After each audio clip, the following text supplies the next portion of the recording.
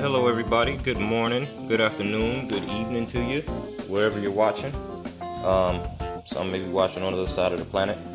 I've seemed to develop a problem here with my passenger side header. These headers are by Kooks, however you say it, I don't know. And I've developed a exhaust leak, ironically. Check this out. I don't know how normal this is with these headers, but these headers are $1,200. I'm sure it's probably just a fluke, maybe, but watch this. Can you see that? That's not supposed to happen. That weld right there is broken. So I'm going to take them to a machine shop or a fabrication shop and get that touched up there, get that fixed. So right now I'm in the process of removing all the header bolts. Hopefully I don't break any spark plugs because I didn't take out my spark plugs. I seem to have had a history of breaking spark plugs. But what I'm going to do is, as a little treat, I'm going to weigh these, since I like weighing stuff. I'm going to weigh these once I take them out. And I got one bolt left. It's only one bolt holding it in. Hopefully I could pull this one, because it's the passenger side, hopefully I could pull it up through the top. If not, I'll just jack up the car and pull it down below.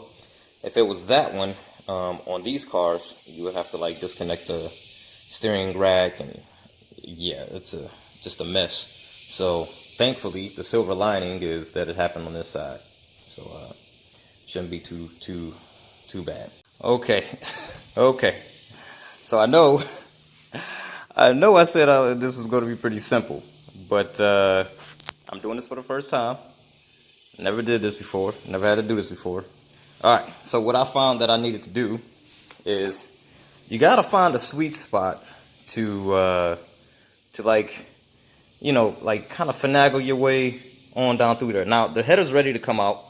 I dropped it down in there. Now what I had to do, ignore this. You don't have to take that off. You shouldn't have to take that off. I took that off in an effort to make it through the top, to bring it up through the top. But what I believe is that if you bring it up through the top, you have to take your valve cover off, right? I mean that's not hard. I just pop that off, and there's 4 bolts there to take that off. All right, but that's not a real tough task. I didn't want to do that though. Now, one thing you are gonna have to do, regardless if you go through the top or the bottom, you're gonna have to remove your little dipstick. It's just a pulling affair. You know, you just pop it out, and you just kind of finagle your way back down in there. Make sure it's in there so you won't leak oil. There's a little rubber seal there. I don't know if you can see it. Focus. Almost. Let's see. There you go. There's a little rubber seal there. I might have to replace that here soon. But anyway, so you have to take that out regardless if you go through top or bottom. There's a little like a protective shield here. It goes here. All right, so it goes down in here, and it sits across kind of like that there. All right, there's 4 bolts to remove that, and as you can see, they're open. They're kind of like open bolt holes. They're open bolt holes there, so you just kind of slide that out. Anyway, yeah, that wasn't too difficult. The bolts were a little gunked up, but you know. But anyway, here we are, taking it out the bottom. You're not gonna get it through the top unless you remove your valve cover, there, and you may have to remove that. So I'm not doing all that. I just dropped it out through the bottom. So here we are. All right, and there you go. That's the passenger side. Now, as for the driver's side, I don't even want to speak on that, but on the driver's side, if you look real closely down in there, let me move this out the way. Look real closely down in there, you'll see the steering rack. You're gonna have to take that out. There's no way around it. You gotta take it out. Oh, another thing that I would recommend you do, don't be like me when it comes to this, is remove your spark plugs. All right. I was living very vicariously. I always break them. This is probably the first time I haven't broken one, but I'm not out the woods yet because I got to put this header back in. So just remove the spark plugs. Save yourself. I'm going to remove them after this just to save myself a headache. All right. Just remove your spark plugs and you'll be fine. Remember where they go. You know, I line mine up in a sort of order that I understand. You guys may not know what's going on, but from back to front, that's what I did. But anyway, there it is. The header's down on the floor right now. All I'm going to do is just pull it out, take it to the little machine shop, and yeah, get it welded up. Yeah, we'll go from there. All right, gentlemen. All right, and ladies, if you're watching. So the header's out. Now you gotta jack your car up pretty high. Learn from my mistake. Just get 4 jack stands or maybe ramps. This is about, I don't know if the camera's gonna really portray this very well, but this is about how high I have the car up right now. All right, I only have 2 jack stands, so yeah, I like to live life on the edge. Anyway, do stuff the hard way. Anyway, so you're gonna have to jack up the car pretty good, pretty high there, because the header will hit the floor, and you're gonna need that space to remove the header. If they're long tubes, that is. So here's the header. All right, prepare to buy new gaskets. All right, because these are crappy. These aren't the really nice GM ones. Let's see, I don't know if they're light. There you go. These are like the, you know, something that you get like from AutoZone or whatever. There. So this is the one. This is the culprit. This is the part where it failed. Now let's see. Let's see if I could. I'm doing this while holding the camera now. Let's see. See if you can see this. Shine a little light on that situation there. All right. So you see that?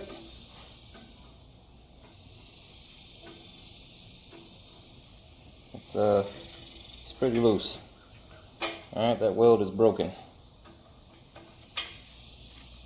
It's broken all the way around. All right. Now I'm gonna go get that touched up. Maybe get these other welds checked out, just in case. They look to be all right, but you never know. Anyway, I went and had the weld touched up today,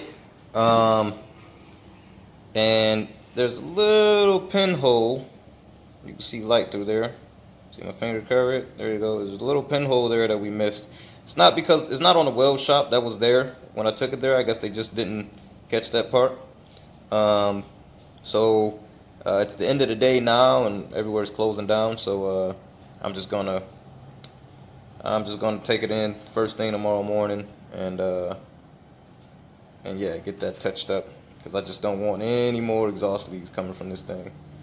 But anyway, there's the update on that until tomorrow. Okay, so it's the next day. Just came back from the weld shop right now, and I got that little pinhole that was in here filled in. Focus, there we go. Okay, so the weld is, I mean, it looks like it'll work, but it needs a little bit of cleaning up, I'd say. Looks a little boogered in there, but it looks like it'll work. So I'm going to clean it up a little bit. Now, what I would say, is just my opinion, I'm not a pro or anything, but what I would say you should probably use is a mini die grinder with the stones to clean that up properly. But I'm not going to use that because I'm cheap. So I'm going to use this, a little hand file and some sandpaper, metal sanding cloth. This is a P80 for removing, and this is P180 for shaping. I'm not too worried about shaping it. I just want it to flow properly as possible, and so I'm going to use this to file that down. You can tell this is total quality, and that it's going to be durable and it's going to last. because China.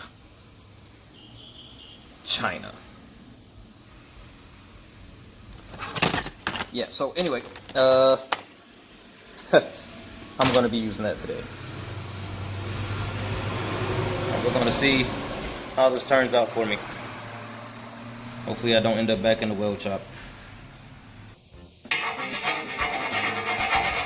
Like I said before, to do a little bit to be a little bit more easier on yourself, if I were you guys, I would probably get a die grinder. Get one of the little mini die grinders and one of the grinding, get a set of the grinding stones and grind it down. It's a lot less work than this, but that's if I were one of you guys. Not one of you guys. I'm cheap, so this will do the trick. A little manual labor never hurt nobody.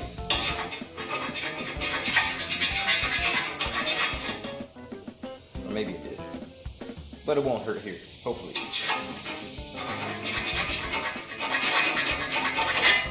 Alright, well, we're gonna call that good.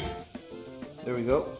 I don't know if you guys can see that, but it's not perfect, but it's definitely better than what it was just out of the welding shop.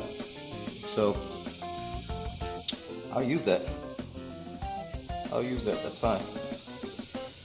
Hopefully it doesn't destroy the car.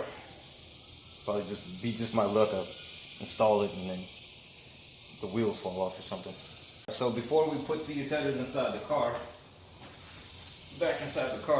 I'm going to weigh them. Take your guesses on how much these bad boys weigh. They're Kooks Signature Series stainless steel, 1 3/4 down to 1 7/8, going into a 3-inch color. Let's see how much it weighs. Dun, dun, dun, dun. That header weighs 15 pounds on a dot. Just for perspective, those mufflers weigh 20 pounds a piece. So one of those mufflers weigh more than that entire header. Alright guys, I got the exhaust in. Seems to be fitting correctly. Be sure to scrape off whatever residue that's on the, ignore that, that was a firecracker if you heard that. Be sure to scrape off whatever residue that's left from the old gasket off the header and off the head before you install the new one, just to save yourself some time and a possible headache. I'm not saying it definitely won't seal, but there is a chance. You never know. Just for good measure, just scrape it off. But yeah, the header's in there. Didn't take too long, about an hour or so. Alright guys, you guys have a good day, and thanks for watching. Do great things.